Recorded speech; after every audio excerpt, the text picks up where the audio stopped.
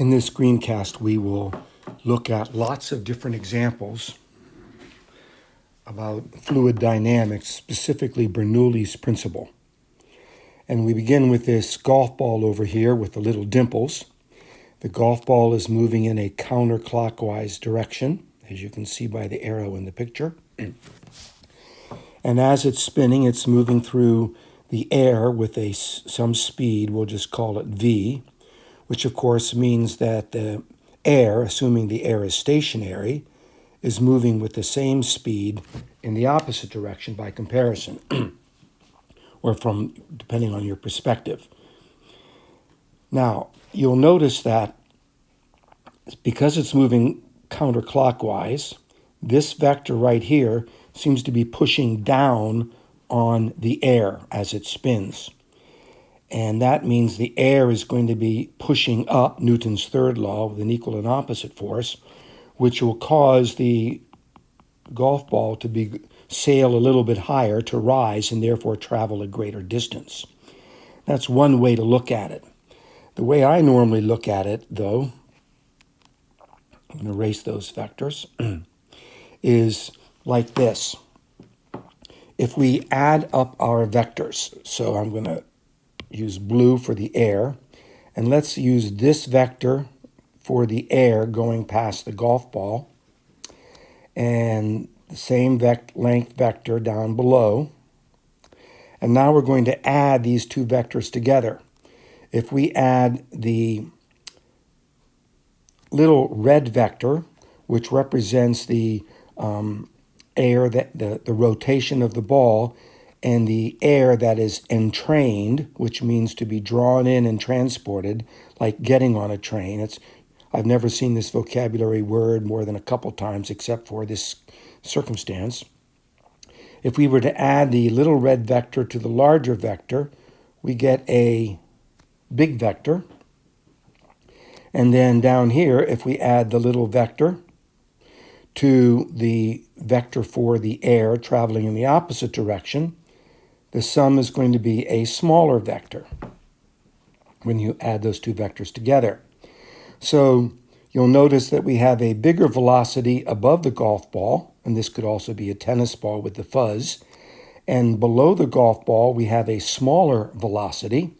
And if you remember Bernoulli's principle, the velocity is inversely proportional to the pressure, which means I have a small pressure above the ball because I have the greater velocity, and I have a bigger pressure below the ball because it has the smaller velocity. They're inversely proportional, and that will cause the ball to rise. It's another way of looking at it, the way I normally apply Bernoulli's principle or Bernoulli's equation.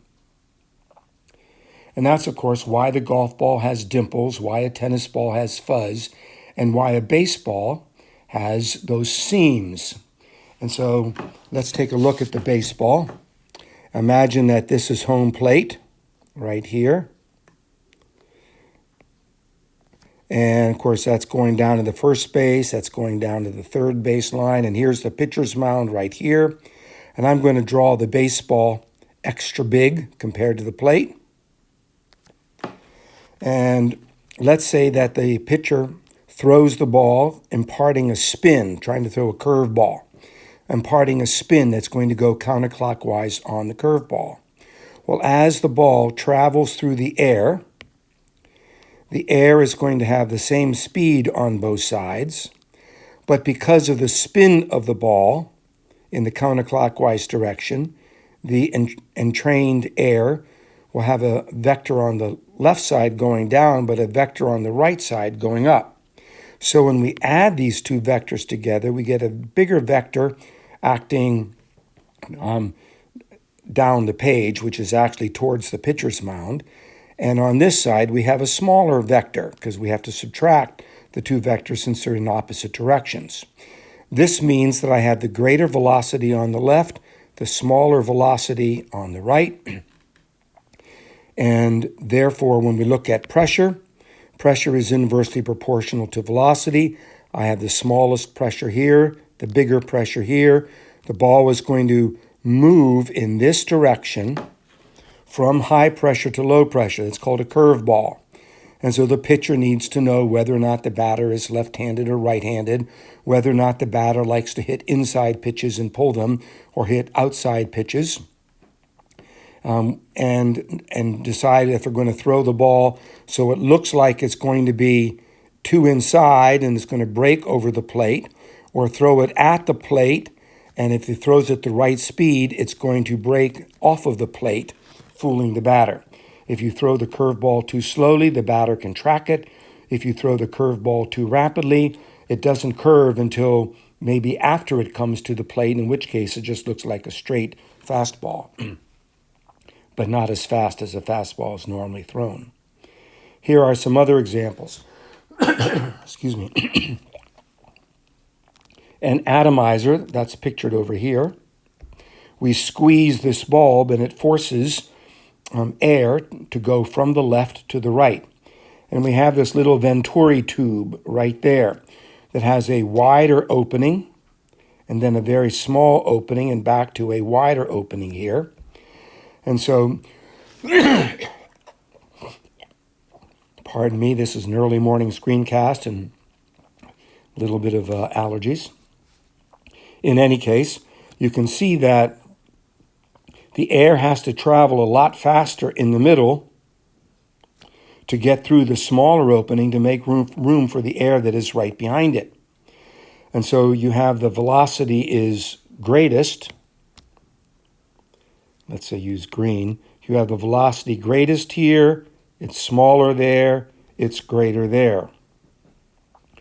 That also means, therefore, that the pressure then is going to be smaller here and greater there. And so when we, the goal of this thing is to pull the air up, the liquid in this thing up and out. And I drew my vectors backwards. That's why it's not making any sense. So I'm going to erase the green vectors. And here we go. So we have the bigger vector there, the smaller vector there, the smaller velocity there, which means we have the smaller pressure at the top, and we have the atmospheric pressure pushing down. And so the liquid is going to go from a high pressure to a low pressure and be pushed out to the right. And by the way, that's how a carburetor works as well. When it relies on air pressure to push the gasoline into the carburetor where the air is coming in and mix the gasoline and the air in order to create a mixture that can be combusted. Now, we also see this in medicine. You've probably had a doctor or nurse check your blood pressure. I have that happen all the time, especially as you get older, that's necessary. And arteriosclerosis is when an artery gets sclera or plaque or material that builds up inside the artery. And it can produce what is called vascular flutter. Now let's explain how that works by looking at the picture at the bottom. As this plaque builds up, and this is the plaque, it creates a smaller opening in the middle. So the velocity of the blood is on the slow side because you have a nice big open tube. Then the velocity of the blood has to get much, much faster to get through the narrow opening that's partially blocked, and then it goes back to normal again. And because the velocity is greatest in the middle where the plaque is, getting through the narrower opening, therefore the pressure is going to be smaller compared to here and compared to here. And so because the pressure is smaller in this region, it collapses. It can cause this artery to be pushed down by the pressure that surrounds it, blocking it off, and that creates a an effect where it'll get blocked and then the blood will stop and then it will go back to normal because the velocity has gone to zero. When this velocity goes to zero, it opens back up again, and then the blood goes through, and as it goes through faster, the pressure on the outside gets greater and closes it off again, and so it goes back and forth between being blocked and being unblocked, and that creates a noise that is called this vascular flutter up here. Of course, what could also happen is the flow of the blood trying to get through the blockage might knock some of the material, the plaque that's inside, and that can go and block other arteries farther downstream and create all kinds of problems. And you don't want this collapse to be permanent, of course.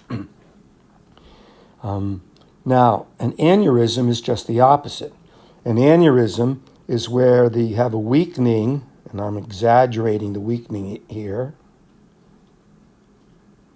You have a weakening in the blood vessel. So as the blood is going through, its velocity, by comparison to the middle part, is going to be greater here. It's interesting. The velocity is greatest here. It's going to be smaller in here because it's wider, a bigger opening, Bernoulli's principle, and then back to normal. And because the velocity slows down, that means the pressure is going to be bigger here than it is on either side. And so because the pressure is going to be so big, it can actually cause this weakness in the blood vessel. The pressure can burst it through and you have an aneurysm. And that can also be fatal. Now, when we talk about an airplane wing, down here, so you're looking at a cross-section of a wing. If we were to draw the rest of the airplane, we might have the tail of the airplane over here, and there'll be a wing over there, and then maybe there's a cockpit here, or maybe it's an airliner with windows. But in any case, the plane is going towards the right, and you're looking at a cross-section of this plane. So let me erase the confusing part. And the air, of course, is going to be flowing over the wing from right to left as the airplane goes from left to right. And so you'll notice that the air has a greater distance to travel over the wing than it has to travel under the wing because of the shape of the wing. That means that the air has to travel faster over the wing, bigger velocity, and not as fast by comparison under the wing, lower velocity. Therefore, as a result of that, that means the pressure underneath is going to be greater. Pressure is inversely proportional to velocity, and the pressure is less there. And the difference in pressure as it goes from high to low is called the lift. Here's the normal force of the wing, and this vector right here is called the drag. Now you can see that the more rounded the wing becomes, the greater your drag is going to be. And of course, drag reduces your mileage, it reduces your speed. So a jet airplane has a wing that is hardly curved upward at all. So it has very, very, very little drag, which means in order to get the biggest change in pressure, the kind of change in pressure you need, so to provide the lift so that the plane can take off, the jet has to travel really fast on the runway or down the deck of the aircraft carrier in order for this very slight greater distance of the air going over the wing than under to create a big enough change in pressure that the airplane can go airborne. Now, there are other vectors that are acting on the airplane besides these. And so if you think about it, you also would have your force of weight acting down, and the jet engine would produce the thrust, the force of thrust going this way, and your force of friction is the drag going this way. I just took this arrow and just put it down there. and then you have your lift, and there's your vectors acting on an airplane wing. Here's a problem having to do with that. An airplane has wings. That goes without saying. Airplanes work better that way. And so there's two of them, with an area of 4 meters squared designed so that the air flows over the top of the wing. This is a pretty small plane, just 4 meters. Find the mass of the airplane such that the lift in the plane will support its weight, assuming the force from the pressure difference across the wings is directed straight upward. And if you remember the vector diagram previously, that means we're not talking about any drag. So we take Bernoulli's equation right here, and we need to find a change in air pressure. Air pressure is designated with the letter P with a little zero, but of course with the air moving, it creates a pressure that's different on one side than the other. And so we have our change in pressure right down here. And we have the velocity of the air going over the top of the wing and underneath the wing. So now we plug in our numbers. Remember, rho here is density, so there's my density. And in the problem, we are given the speed above is being 245 meters per second, and the speed below is only 222. Even that slight difference in speed is enough to create a pressure differential to provide the lift. And we get our change in pressure right here from that. And then we come down to this equation down here where we have our force acting up, which is the force of lift, which is going to be the area times the change in pressure. You can do a dimensional analysis on that. Area, of course, is going to be meters squared, and change in pressure is newtons per meter squared, and the meters squared are going to cancel. And so you can see you have newtons over newtons. Newtons minus newtons. So you have the net pressure acting up, and you have the weight acting down, and solve for the mass, and therefore you can find the mass of the wing. And a lot of other factors that have to be involved. For example, the density of the atmosphere. As you go higher and higher and the atmosphere gets thinner and thinner, you have to travel faster and faster in order to maintain that lift to stay airborne. But at some point, the plane is not designed to go any faster. It doesn't have big enough jet engines, for example, or powerful enough jet engines. That would be, therefore, the maximum operating altitude. Here's a vector diagram showing how you can sail somewhat against the wind. Obviously, the boat can't go directly against the wind, but if it goes for a while to the left side of the wing, and then it goes to the right side of the wind, and then it tacks backward to the left side, and then the right side. If it keeps going zigzag back and forth, it's able to move into the wind, though not directly. And let me erase all of that. And I've been in a sailboat once. When my wife and I were first married, we went to my uncle's cottage up in upstate New York, Caroga Lake, and he had a little sunfish sailboat. And so we set out across the lake, and we're going really, really fast with the wind at the back, and the opposite shore is approaching rapidly.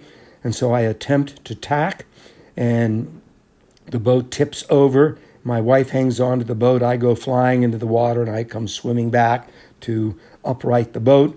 And my wife says, I thought you knew how to sail. And I said, well, I just read the manual. I never practiced. So, gentlemen, practice before you try to impress your wife someday. All right, a little bit of home plumbing. Down here, you have something called a P-trap. And a P-trap, it's because of the shape of a P and not for other reasons that we call it a P-trap. It has this kind of shape without that part. In any case, you have your sewer pipe, probably under the basement floor or maybe along the wall. And everything in the house that drains water, your dishwasher, washing machine, the toilets, the sinks, all drain into this sewer pipe.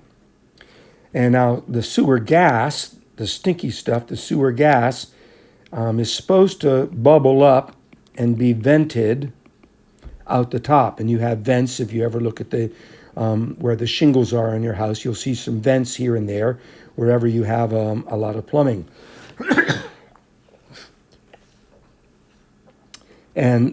But some of that could go this direction and come up into the sink and stink up your kitchen or your bathroom or your basement if there's a drain.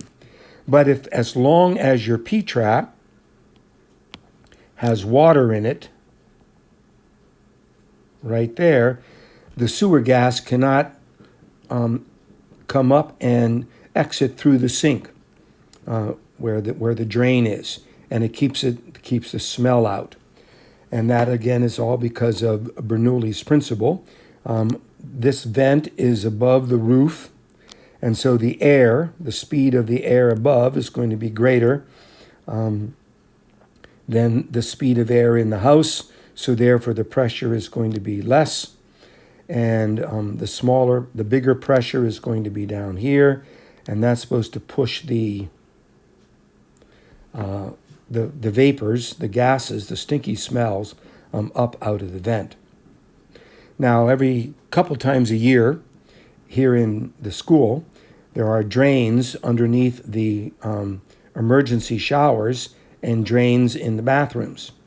And occasionally over the summer or over the Christmas holidays, the water in the P-trap dries up, and then the stinky gas is able to come up and make the room and other surrounding rooms really smell. And I have to take a bucket of water and fill up that P-trap. This application down here is about rocket engines. Robert Goddard is a fascinating story, father of rocket engines. The New York Times, to be a little political here, once again, even back then,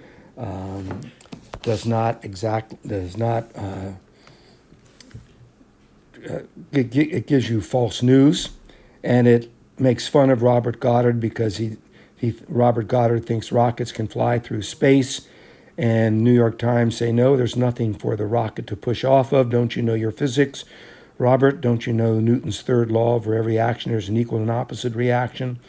Well, it turns out that the rocket is actually pushing off of the vapors from the combustion of its fuel, and that exhaust speed then coming out the back is what propels the rocket going towards the forward, make the rocket going forward. And so you have your pressure differential here, and actually having an atmosphere gets in the way of that. It makes it harder for the rocket. So it's easier for a rocket to go forward in outer space than in the atmosphere. Now let's do another example that's not in the book. Let's imagine we have a fireplace, and here's a chimney coming down, and in this chimney, off to the side of the living room, let's say, and here's the chimney, and you're looking through the wall, and what's the purpose of the chimney? Well, obviously we don't want smoke accumulating in the house, but you can imagine, of course, that the airspeed, even when the air is not moving very much at all, the airspeed above the chimney is much greater than the airspeed that is down here inside the living room. If you've ever noticed, there's not a whole lot of wind in the living room or family room, which means that since the velocity is greatest here and least here, that the pressure is greater here and less here. And because of the pressure differential, the smoke, pictured in green, is going to go from higher pressure up to lower pressure and out. And that's the purpose of the chimney. Of course, one thing you need to do is make sure you open up the flue when you get ready to use your fireplace. Now, we should point out, though, that not only does the smoke go up the chimney, so does a lot of the heat in the house go up the chimney. It's a very inefficient way to heat. If you have a room with only one door and you can close the door, it can warm up that room very, very well. But with other doors open, all of the air in the rest of the house is also, the warm air in the rest of the house is also going to go up the chimney and make other rooms in the house cold if they don't have an alternate source of heat. Let's do another example. Another example would be a cooling tower. And so if I'm going to draw a cooling tower. Let's say it's at a nuclear power plant. And it would be somewhat cone-shaped like this. And it's open at the bottom. Here's some girders holding it up. This thing is about 2/3 the size of our arch, so it's maybe 400 feet high, pretty tall. It's a cone. It's open at the inside, and we bring the water in from the reactor, the very, very, very hot water. So we bring that in a pipe. We pipe it up a little bit up, and as the water is ejected inside the cone, you'll notice that because the air is going to be faster above the cone than at ground level, the reason being that at ground level you have trees and you have buildings and you have hills, so the speed of the air above this 400-foot cone is a lot faster than the speed below. You have a greater speed, smaller speed, and so therefore you're going to have smaller pressure, bigger pressure. And so as the water comes down, the air, let's make it orange, is going to be coming up. And it's going to carry that warmer water and that steam and that heat through evaporation up and out. And that's how the cooling tower works. There's absolutely nothing radioactive about a cooling tower. Another example of Bernoulli's principle you might notice is when you're driving along in a car and you open the window. And of course the air outside the window is going to go very, very fast because the car is plowing through it, and the wind or air inside the car is practically zero. So inside the car you have your high pressure, outside the car you have your low pressure, and things inside the car like pieces of paper and hamburger wrappers and things like that will go out the window, going from high pressure to low pressure. And we have to remember that technically we often call this suction, and we say things are being sucked out of the window or being sucked to the top of the cooling tower, and that's really not correct. It's being pushed out by air pressure. It's being pushed out from high pressure to low pressure. So there's a bunch of examples for you.